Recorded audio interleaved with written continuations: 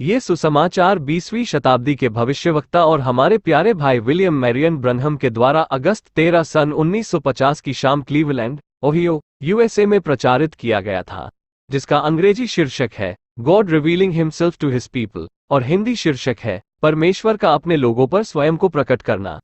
शुभ संध्या। मैं आज रात्रि फिर से यहाँ वापस आकर बहुत प्रसन्न हूँ कि रोगियों और जरूरतमंदों के लिए प्रार्थना कर सकूं, वे जिन्हें चंगाई की आवश्यकता है।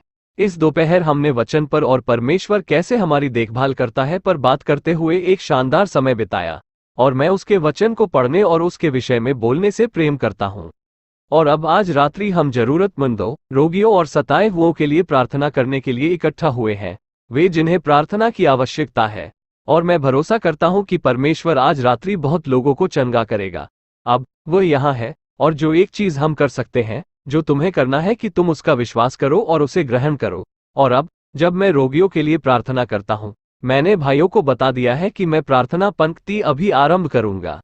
और प्रार्थना करने से पहले मैं वचन के कुछ लेखों को पढ़ना चाहता हूं। निर्गमन के 3 अध्याय में निर्गमन कलीसिया का बाहर बुलाया जाना है। जब तक इस्राएल मिस्र से बाहर न आ गया वे परमेश्वर की प्रजा थे, और तब वे परमेश्वर की कलीसिया हो गए। कलीसिया शब्द का अर्थ है बाहर बुलाए हुए, निर्गमन बाहर लाना, और परमेश्वर बालकों को मिस्र से बाहर लाने के लिए इसका ही संचालन अपने सेवक के साथ कर रहा है। मूसा अपने ससुर यित्रो नाम मिद्यान के याजक की भेड़ बकरियों को चराता था, और वह उन्हें जंगल की परली और होर्ब नाम परमेश्वर के पर्वत के पास ले गया। और परमेश्वर के दूत ने एक कटीली झाड़ी के बीच आग की लौ में उसको दर्शन दिया। आइए अपने सिरों को झुकाएं। ऐ हमारे स्वर्गीय पिता, आज रात्रि हम विश्वास करते हैं कि तू अभी तक वही महान यहोवा परमेश्वर है जिसने मूसा के समय में लोगों की जरूरतों को देखा था, और कैसे उस दिन में लोगों से अपने वायदे को पूरा करने के लिए जो तूने अब्राहम उनके पिता के साथ किया था, तेरे पास मूसा दृश्य पर आने के लिए था। एक छोटा लड़का जो एक घर में पैदा हुआ था। वो एक बहुत ही अजीब पैदाइश थी, कुछ असाधारण घटित हुआ था। उन्होंने देखा कि वह एक सामान्य बालक था और वह सरकंडों में छिपा हुआ था। तूने ही उसकी अगुवाई की, पालन पोषण किया, उसे 40 वर्ष की आयु तक लेकर आया। तब वह लोगों में ये भ्रांति हुई कि वो उनके लिए अगुवा होने के लिए था। वे अगुवे को पहचान ही नहीं पाए। और आज पिता यह ऐसा ही है। हम यह एहसास नहीं कर सकते कि यह पवित्र आत्मा ही है जो हमारा अगुवा है। वह हमारे पास हमारी अगुवाई करने के लिए आता है। टेप पर रिक्त स्थान संपा। उसके सामने अग्नि की एक ज्वाला में प्रकट हुआ। एक स्वर्गदूत जो उसके आगे होकर चला, वही था जो उस लाठी के ऊपर था जो धरती पर मारी गई थी, जिसने लाल समुद्र को खोल दिया था। वह अग्नि के खंभे की भांति उनके ऊपर ठहरा रहा, जिसने उनकी अगुवाई करी। जहां कहीं भी अग्नि गई वे वहां गए। दिन में वह बादल था और रात में अग्नि। हे पिता, आज हम विश्वास करते हैं कि तू हमारे साथ है। हम जानते हैं कि तू है। तेरे पास तेरा स्वयं को इस रीति से प्रकट किया, एक रहस्यमय तरीके से जो हमें बता रहा है कि तू हमारे साथ था। तू चिन्ह और चमत्कार दिखा रहा था, और तब तू नीचे उतर आया और विश्वास न करने वालों को एक चिन्ह की अनुमति दी। एक चिन्ह जो वैज्ञानिकों के अपने लोगों के मध्य हल्के ढंग से नहीं कहा जा सकता है। ये प्रमाणित हुआ है कि वास्तव में यह वही यहोवा है। और आज रात्रि हे पिता, हम आपसे प्रेम करते हैं और हम जानते हैं कि तू हमारे साथ है। और हम प्रार्थना करते हैं कि आज रात्रि तेरा आत्मा परमेश्वर की बड़ी बातों को प्रकट करे ताकि सभी श्रोता एक मन हो सके। अब आज रात्रि हम जानते हैं कि पिंतेकोस्त का दोहराया जाना असंभव नहीं है। हम सब यहाँ पर एक स्थान में हैं। हो सके कि हम एक मन हो, एक आशा के तहत हो कि परमेश्वर हमारे मध्य में चले फिरे और सब रोगियों को और जरूरतमंदों को चंगा करे। ऐसा होने दे प्रभु। इन सभाओं के आगामी भागों में हमें आशीष दे। हम ये तेरे प्रिय बालक यीशु के नाम में मांगते हैं, आमीन। ठीक है, अब हम आपसे कुछ क्षणों के लिए बात करना चाहते हैं, केवल कुछ क्षणों के लिए। परमेश्वर का स्वयं को अपने लोगों में प्रकट करना के विषय में हम बात करेंगे। अब परमेश्वर किसी से विश्वास करा नहीं सकता है। परमेश्वर केवल स्वयं को विभिन्न रूपों में प्रकट कर सकता है। उसने स्वयं को हवा में प्रकट किया और रहस्यमयी गतिविधियों और इसी प्रकार और चीजों में प्रकट किया, और स्वर्गदूतों के रूप में उसने स्वयं को प्रकट किया, और वचन के प्रचारे जाने के द्वारा उसने स्वयं को मनुष्य में प्रकट किया। उसने कठिन समयों में स्वयं को लोगों पर प्रकट किया, जैसे कि, और कभी कभी वह एक प्रिय जन को ले लेता है, कभी किसी व्यक्ति के मन को परमेश्वर की स्वीकृति में लाने के लिए। क्या तुम इस पर विश्वास करते हो? वह ऐसा करता है। वह स्वयं को सूर्यास्त में और सूर्योदय में प्रकट करता है। वह स्वयं को सभाओं में महान आशीषों के साथ लोगों के सामने हाथ फैलाने और उन्हें आशीष देने के लिए प्रकट करता है। क्या तुम इस पर विश्वास करते हो? और अब आज वो स्वयं को रोगियों और जरूरतमंदों के मध्य में नीचे आ रहे एक स्वर्गदूत के रूप में प्रकट करने का प्रयत्न कर रहा है, जैसा उसने बैतस्दा के कुंड पर किया था। परंतु मानव जाति पर वह स्वयं को चिन्हों और चमत्कारों को करने के द्वारा प्रकट कर रहा है। साथ ही अब जैसा उन्होंने कुछ क्षण पहले तुम्हें बताया था, जैसा भाई बैक्स्टर उस चित्र के लिए जाने के विषय में बता रहे थे, कुछ लोगों के लिए वो केवल एक चित्र हो सकता है, परंतु मेरे लिए वो एक पवित्र चिन्ह है। उस रात्रि उस बहस में जैसे ही वो चित्र लिया गया, जब मैं व्यवस्थित कर रहा था, 3 या 4 बार, कई बार ऐसा हुआ है। यहाँ जो ये छोटा झुंड है वो उस स्टेडियम के एक कोने को भी नहीं भर सकेगा। वो स्थान लोगों से खचाखच भरा हुआ था और मैं रास्ता तय कर रहा था। मैंने कहा, आज रात्रि मैं कुछ नहीं कहूंगा, मैं डॉक्टर बॉसवर्थ को वचन पर विचार विमर्श करते सुनूंगा। और जैसा उन्होंने तुम्हें बताया, उस बैप्टिस्ट प्रचारक ने भाड़े पर कुछ फोटोग्राफरों को बुला लिया, तुमने ये पढ़ा सुना है, और उनसे कहा, यहाँ आओ, जब मैं उस बुढ़े आदमी की खाल उतारता हूं तो मेरी आधा दर्जन फोटो लेना। परंतु कभी भी लोगों से तर्क मत करो, तुम केवल शांत खड़े रहो और परमेश्वर को तर्क करने दो। मैं तर्क नहीं करूंगा, किसी के साथ बहस नहीं करूंगा। सबसे पहली बात तो मैं इसमें विश्वास ही नहीं करता हूं। मैं केवल बता सकता हूं कि सत्य क्या है। यदि तुम उस पर विश्वास करना चाहते हो तो ठीक है, यदि नहीं करते हो तो दूसरे होंगे जो इस पर विश्वास करेंगे। क्या ये सही बात नहीं है? देखा, और कभी तर्क मत करो, बहस न करो। परमेश्वर का वचन इस तरह उत्तेजित होने के लिए नहीं है। हर व्यक्ति के पास एक सही विचार है, और वे जो विश्वास करते हैं ठीक है, वे जो विश्वास नहीं करते क्यों, बस फिर वही, यह सही है। अतः उस पर कहने के लिए मेरे पास कुछ होने से मैंने मनाही कर दी, क्योंकि जब आप लोगों से तर्क करते हैं तो आप क्रोधित हो जाते हैं, तब परमेश्वर की उपस्थिति। अतः मैं जानता हूं कि इसमें परमेश्वर नहीं है, अतः मैं केवल जो बहस करना चाहते हैं तो यह उनका सरोकार है। और वहां बैठा हुआ जो चर्चा चल रही थी उसे सुन रहा था, और अचानक ही मैंने ऐसा महसूस किया जब उसने कहा, उस व्यक्ति ने कहा, इस चमत्कार करने वाले को यहां आने दो और प्रदर्शन करने दो। चमत्कार करने वाला, और उसने कहा, उसे यहां सामने आने दो, मैं उसे देखना चाहता हूं। और भाई बोसवर्थ ने कहा, भाई ब्रनहम अंदर भवन में है, और कहा, मैं नहीं कहूंगा कि कहाँ है, परंतु लोगों के जाने से पहले यदि वे यहां नीचे आना और लोगों से बात करना चाहें तो ठीक है। और तभी किसी चीज ने मुझे बस इस तरह से उठा लिया, और जब उसने मुझे उठा लिया, मैं जान गया कि मुझे आगे की ओर जाना था, और मैं बालकनी से बाहर होकर नीचे आ गया, मंच की ओर बढ़ा, और जैसे ही मैं मंच की ओर बढ़ा मैंने कहा, यह बहुत बुरा है कि लोगों को परमेश्वर के वचन के ऊपर बहस करनी होती है। मैंने कहा, कोई भी श्रीमान बेस्ट के लिए दुख या बुरा महसूस न करे, क्योंकि यह सही है, परंतु मैंने कहा, यह बैप्टिस्ट विश्वास नहीं है, क्योंकि एक बैप्टिस्ट पालने में ही मैं झूला था, और मैं जानता हूं कि बैप्टिस्ट दिव्य चंगाई और रोगियों के लिए प्रार्थना करने में विश्वास रखते हैं। और मैंने कहा, यह एक बैप्टिस्ट विश्वास नहीं है, यह केवल श्रीमान बेस्ट का विश्वास है। और मैं देखता हूं कि वे पूरे देश से पत्र भेज रहे हैं, परंतु वो परमेश्वर के वचन को रोक नहीं पाएगा, ये तो आगे बढ़ता ही जाएगा। यह सही बात है, ये लोग हैं जो धार्मिक और पवित्र आत्मा से भरे हुए लोग हैं, उस तरह की चीजों पर कोई ध्यान न दें। अतः तब वे शैतान के सब कार्य, वो सब मसीह के लिए पावों की चौकी बनाते हैं, सदा ही। तब मैंने कहा, ऐसा है, मैं केवल एक काम है जो मैं कर सकता हूं। मैंने कहा, मेरा अंदाजा है कि मैं प्रत्यक्ष और अप्रत्यक्ष रूप से 30 या 40 लाख लोगों को संबोधित कर चुका हूं। मैंने कभी भी किसी भी समय दिव्य चंगाईकर्ता होने का दावा नहीं किया है। मैंने कहा, कभी नहीं, मैं किसी को चंगा नहीं कर सकता हूं, परंतु मैंने कहा, जो बातें मैं बोलता हूं, यदि वे परमेश्वर की हैं, तो अपने वचन को प्रमाणित करने के लिए परमेश्वर अपने वचन की पुष्टि अवश्य करेगा। समझे? और यदि यह परमेश्वर का नहीं है तब परमेश्वर ऐसा नहीं करेगा, उसका इससे कोई मतलब नहीं होगा, क्योंकि परमेश्वर अपना हाथ ऐसी चीजों पर नहीं रखेगा जो गलत होंगी। तुम ये जानते हो। मैंने कहा, मेरा वचन केवल एक मनुष्य का वचन है, किंतु जब परमेश्वर बोलता है तो वह परमेश्वर है, समझे? और मैंने कहा, यदि मैं किसी चीज की गवाही देता हूं और परमेश्वर उपस्थित हो कहता है कि वह सत्य है, तब वह परमेश्वर का वचन हो जाता है। तुम परमेश्वर पर विश्वास करते हो। और मैंने कहा, यदि मैं सत्यनिष्ठ हूं तो परमेश्वर साक्षी देगा। और लगभग उसी समय वह आया, स्वर्ग से नीचे एक तेज घूमती हवा के रूप में आया, और उसने मुझे उसमें लपेट लिया, और वो व्यक्ति भागकर ऊपर आया और उसने वो फोटो खींच ली। बहुत से लोगों ने इसे देखा है, यहाँ तक कि कुछ लोग जो विभिन्न कलीसियाओं जैसे रोमन कैथोलिक और अन्य थे परिवर्तित हो गए और अपने संपूर्ण मन से विश्वास किया, और उन्होंने वो फोटो खींची।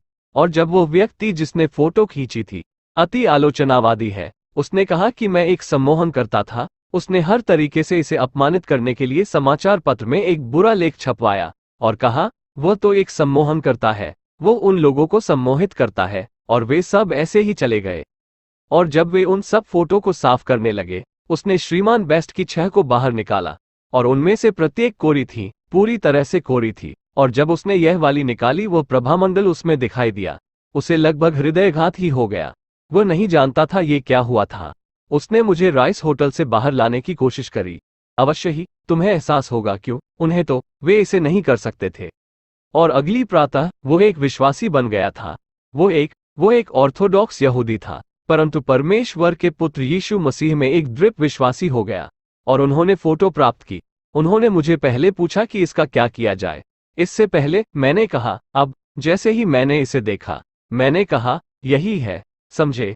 इससे पहले मैं इसे देखूं, मेरी माँ वो पहली शख्स थी जिसने इसे सबसे पहले कमरे में आते देखा जब मैं एक शिशु था, मेरे जन्म के आधे घंटे पश्चात, हो सकता है इतनी देर भी न हो।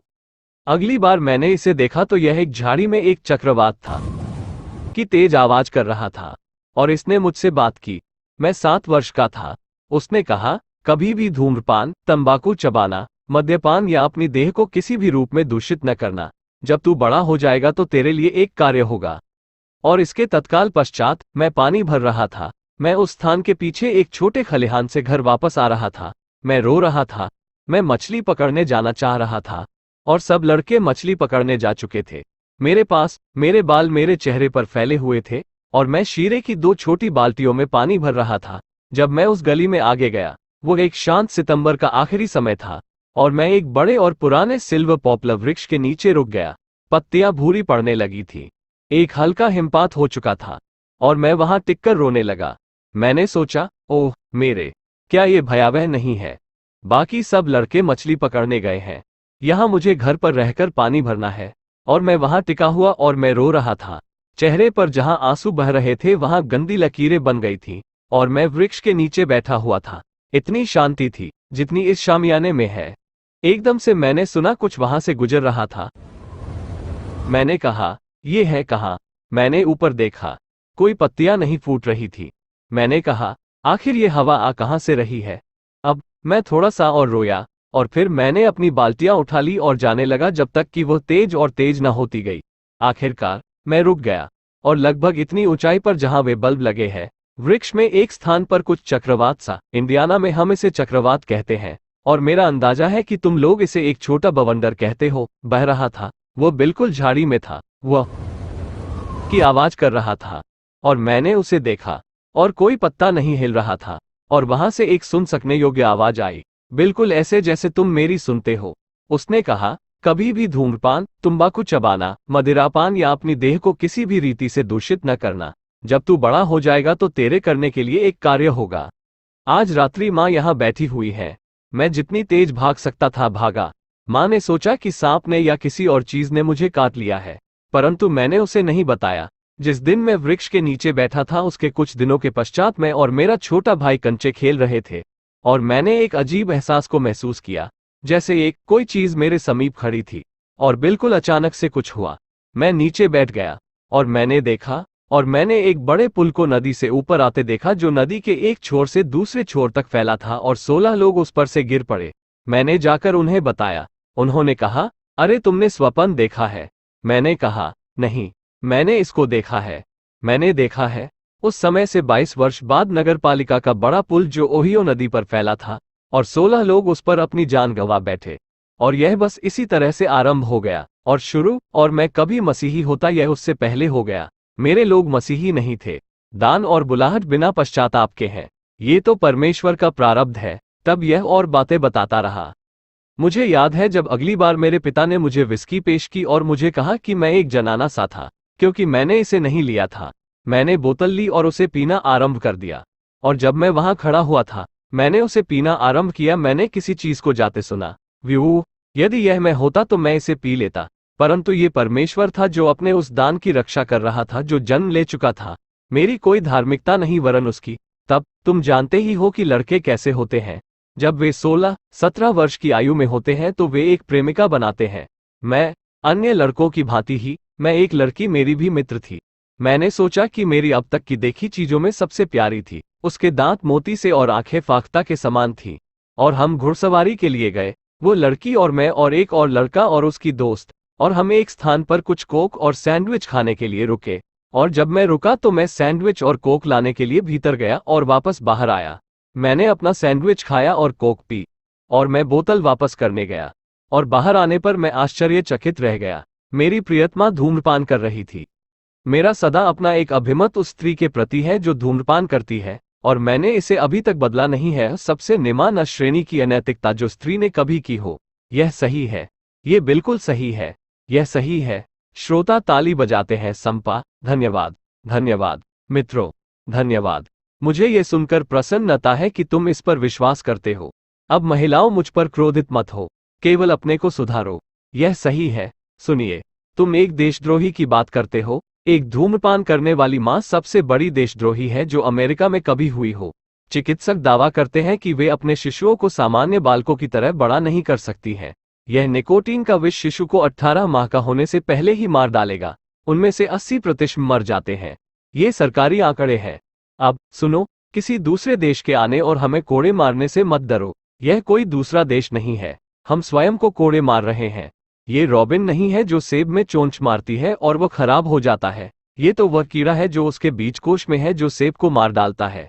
ये सब हमारे मध्य में हमारी ही सराहत है। जो चीज हमें मारे डाल रही है वो हमारे तुच्छ अवनत नैतिक मूल्य है। ध्यान दे, तब मैंने उस सत्री लड़की को वहां धूम्रपान करते हुए देखा। इसने मुझे जकड़ लिया और इस सबको पीछे छोड़ते हुए उसने मुझसे कहा, बिली, धूम्रपान करो। मैंने कहा, नहीं महोदया, मैं धूम्रपान नहीं करता। उसने कहा, अब तुमने कहा तुम नृत्य करने के लिए नहीं जाते, और तुम नहीं, अब तुम धूम्रपान नहीं करते, और कहा तुम मद्यपान नहीं करते। तुम आखिर करते क्या हो? मैंने कहा, मैं मछली पकड़ने और शिकार करने के लिए जाना पसंद करता हूँ। निश्चय ही यह उसमें रुचि नहीं जगा पाया। उसने कहा, तुम एक बड़ी जनाना सा क्यों हो? ओह मेरे, लड़की ने मुझे जनाना कहा।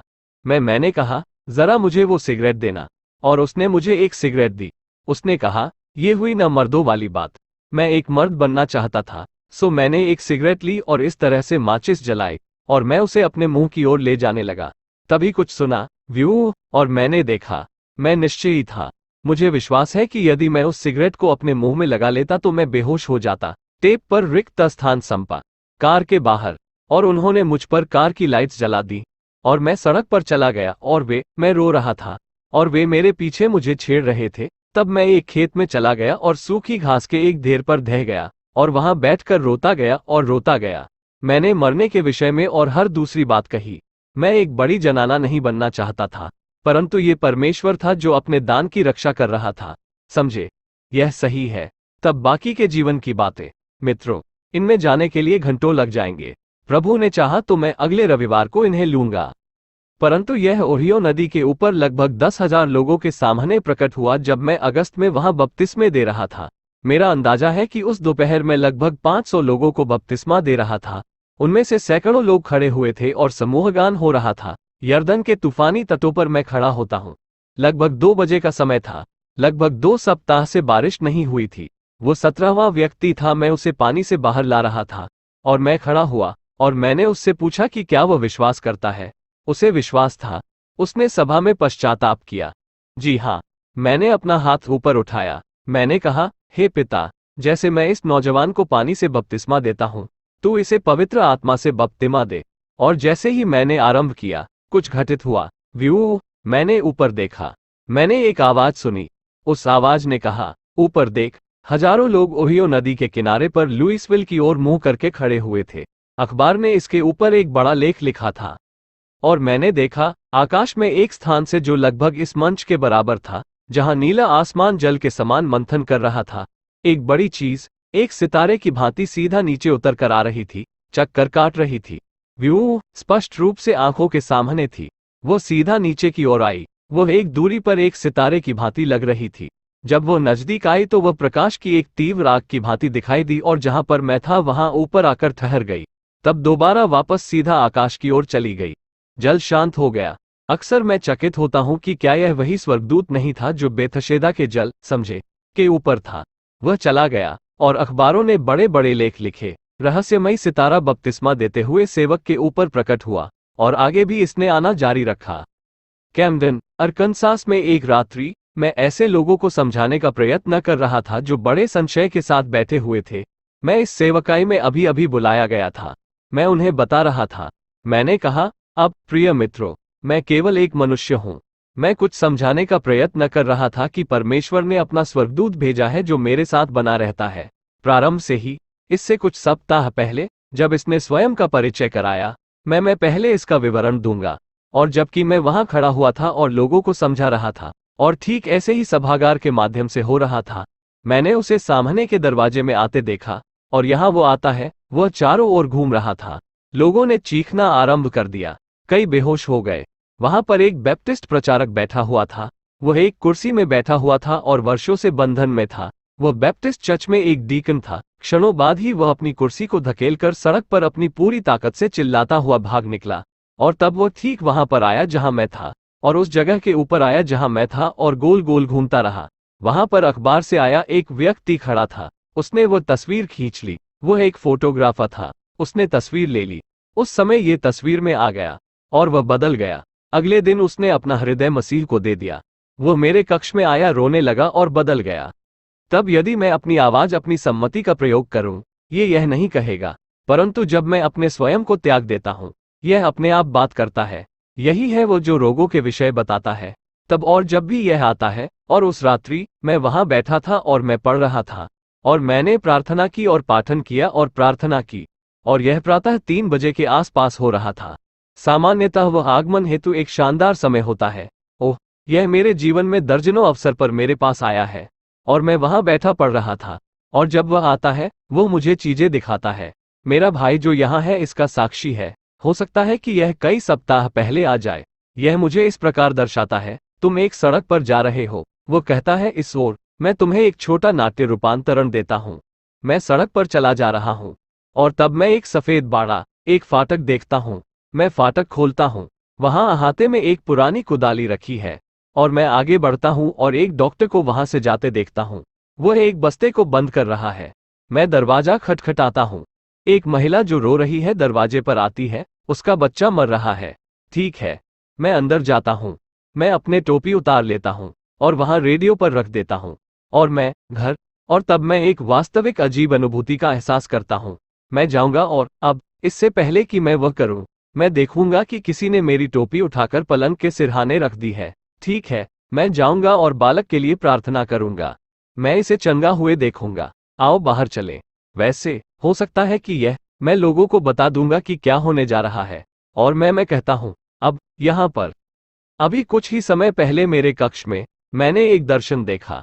मैं आपको बता सकता हूं कि आज रात्रि ठीक यहीं पर कुछ होने जा रहा है। ये थोड़ी देर पहले जब मैं अकेला था मेरे कक्ष में आया, और इसने बताया बिल्कुल इस तरह से। और तब जब मैं नीचे जा रहा होऊंगा, हो सकता है कि मुझे किसी बीमार के लिए कोई फोन आए, या कहीं पैदल ही जा रहा होऊंगा, मैं कहूंगा, ओह, यहाँ पर यह वही फाटक है। ये यहाँ पर है। मैं उस स्थान पर जाऊंगा। कोई मेरे साथ है। मैं कहता हूँ, देखो और गौर करो कि क्या होता है। उस कक्ष में जाने पर मैं अपनी टोपी वहां रख देता हूँ। अब उस कक्ष में सब कुछ है, परंतु लाल स्वेटर पहने हुए कोई महिला वहां नहीं है। मैं कुछ नहीं बोलता। उस महिला को लाल स्वेटर पहने हुए वहां होना है। ठीक है, हो सकता है जब वह महिला अंदर आए तो दूसरी बाहर चली जाए। अभी समय नहीं आया है। मैं बातें करना जारी रखता हूँ। तब मैं प्रतीक्षा करता हूँ। तब यहाँ वे सब कक्ष में हैं, परंतु मेरी टोपी रेडियो से उठाकर बेड पर नहीं रखी गई है। सब कुछ वैसे ही होना होगा जैसे मुझे दिखाया गया है। तब जैसा उसने मुझे दिखाया, और सब कुछ ठीक उसी रीति से हो गया। मैं बालक के पास खड़ा होता हूँ और कहता हूँ, यहोवा यूं फरमाता है, यह असफल नहीं हो सकता। मैंने इसे असफल होते कभी नहीं देखा। ये सिद्ध है। यह इसके काम करने का पहला तरीका है। दूसरा तरीका यहाँ मंच पर है, और इसलिए वो तरीका है, या वह घटित होता है। इस तरीके से ये काम करता है और घटित होता है। और जिस रात्रि जब ये हुआ, जब उसने मुझे इस सेवकाई में बुलाया, मैं कक्ष में प्रार्थना में बैठा हुआ था। मैंने सारी रात प्रार्थना की थी, जैसे कि ऐसा करने का बोझ हो। और मैं उठा और कक्ष में ही थोड़ी चहलकदमी की, और फिर मैंने दोबारा प्रार्थना की। और मैं काफी सफल बैप्टिस्ट प्रचारक था। मेरे पास श्रोता थे जो कभी कभी 3000 तक होते थे, और बेदारियां थी। हजारों लोग उस समय तक बचाए जा चुके थे। और मैं वहां बैठा हुआ था, और मैंने कक्ष में एक प्रकाशपुंज को टिमटिमाते हुए देखा, और मैंने उसे देखने के लिए ढूंढा कि यह कहाँ है। मैंने सोचा, अच्छा ये यहाँ है, उन पर्वतों के मार्ग में, जहां मैं प्रार्थना के लिए जा रहा था। मैं जानता था कि वहां कोई कार से नहीं आने वाला था। मैंने सोचा, वो कहाँ था, और मैंने देखा, और वह यहाँ था, बिल्कुल यहीं ठीक मेरे ऊपर। ये ठीक वही चीज थी जो तुमने चित्र में देखी थी। ये फर्श पर फैली हुई थी। ये बड़ी और बड़ी होती गई। ये फैलकर फर्श से बाहर चली गई। मैंने सोचा, ओह परमेश्वर, अब कल्पना करें कि आप कैसा अनुभव करते। अब मित्रों, ये चीजें ऐसी नहीं हैं कि आप अपने मन में इनकी कल्पना कर ले। मैं उतना ही परोक्ष एवं स्पष्ट बोला जैसा वह मेरे से बात करता है, जैसा मैं अब तुमसे बात कर रहा हूं। ये कल्पना करना नहीं है, समझे। और मैंने किसी के चलने की आवाज को सुना। मैंने सुना कोई चीज चल रही थी, और जब मैंने एक मनुष्य के पैरों को देखा, नंगे पांव, वे उस प्रकाश में चले आ रहे थे, मेरे दाहिनी ओर आ रहे थे। ये सदा ही मेरे दाहिनी ओर आते हैं। इसी कारण से मैं प्रार्थना पंक्ति इस तरीके से बनवाता हूं, ये सदा मेरे दाहिनी ओर आते हैं। और मैंने देखा, और मैंने उसके पैरों को देखा, और जब वह मेरे समीप आया, वह एक लंबे कद का मनुष्य था। वो गठीला था, उसका वजन 200 पाउंड के आसपास था। वो ऐसा ही वास्तविक था जैसे मैं यहाँ खड़ा हुआ हूँ। उसने इस तरह से अपनी बाजू मोड़ रखी थी। ये पहली बार था जब मैंने उसे इस रूप में देखा था। वह सीधा चलकर वहां आया जहां मैं था। उसने नीचे की ओर देखा। उसका चेहरा सौम्य, बाल काले, उसके बाल कंधों तक थे। उसके चेहरे पर दाढ़ी नहीं थी। उसका चेहरा सौम्य था। और वह चला, और उसने मेरी ओर दयालुतापूर्ण तरीके से देखा। देखने में वह करुणाजनक दिखाई दे रहा था, और वह ऐसा दिखाई दे रहा था वो पुरुष। खैर, उसके चेहरे में जो चरित्र था, मैं उसकी विशेषताओं का वर्णन नहीं कर सकता। वह ऐसे मनुष्य की तरह लग रहा था जो दयालु और दरिया दिल हो। तो भी वह एक पुरुष की भांति दिखाई दे रहा था, और यदि वह बोलता तो वह उसी भांति बोलता। और मैंने उसकी ओर देखा, वह उसने मेरी ओर। मैं इतना भयभीत था कि मैं अपने नाखूनों को इस तरह चबा रहा था कि उनमें से खून निकलने लगा। मित्रों सुनो, तुम भी ऐसे ही हो जाओगे। नहीं सोचो कि तुम्हारे साथ ऐसा नहीं होगा। और मैं सही था, और उसी तरह उसने कहा, मत डर। मैं जानता था कि यह वही आवाज है जिसने आरंभ से ही मेरे साथ बात की है। ये बिल्कुल प्रथम बार था कि मैंने उसे कभी इस तरह देखा हो, परंतु मैं उस आवाज को पहचानता था। उसने कहा, मत डर। मैं सर्वशक्तिमान परमेश्वर की उपस्थिति से तुझे ये बताने के लिए भेजा गया हूं कि तेरा विलक्षण जन्म और असाधारण जीवन मनुष्यों के द्वारा सदा गलत समझा जाएगा। और कहा, तेरा असाधारण जीवन और विलक्षण जन्म ये प्रदर्शित करने के लिए है कि तूने संसार के लोगों के लिए दिव्य चंगाई के एक वरदान को पाया है। और मैंने कहा, श्रीमान, मैं एक अनपढ़ मनुष्य हूं, मैं इसे नहीं कर सकता। उसने कहा, मैं तेरे साथ रहूंगा। और मैंने कहा, श्रीमान, मैं एक अनपढ़ हूं। मैंने कहा, मैं इसे नहीं कर सकता। लोग मेरा विश्वास नहीं करेंगे। उसने कहा, जैसे भविष्यवक्ता मूसा को 2 चिन्ह दिए गए थे, इस भांति तुझे भी 2 चिन्ह दिए जाएंगे। पहला चिन्ह होगा कि तू अपने हाथ के द्वारा रोगों की पहचान करने में सक्षम होगा, रोगी को अपनी बाईं ओर रखकर अपने दाहिने हाथ से पकड़ने के द्वारा। और जब तू प्रार्थना करे तब यदि तू निष्कपट रहे, उनका स्वयं पर विश्वास करा ले और प्रार्थना में निष्ठावान रहे, तो कुछ भी, यहाँ तक कि कैंसर भी तेरी प्रार्थना के सामने ठहर नहीं पाएगा। ध्यान दो, उसने कहा कैंसर केवल एक रोग था जो उसने बोला। और उसने कहा, तब यदि तू उसके साथ निष्ठावान बना रहे, तो ऐसा होगा कि तू उन्हें उनके मनों के गुप्त भेद प्रकट कर देगा। उसने कहा, ये 2 चिन्ह होंगे। और उसने कहा, और मैंने कहा, मैं करूंगा। उसने कहा, मैं तेरे साथ रहूंगा।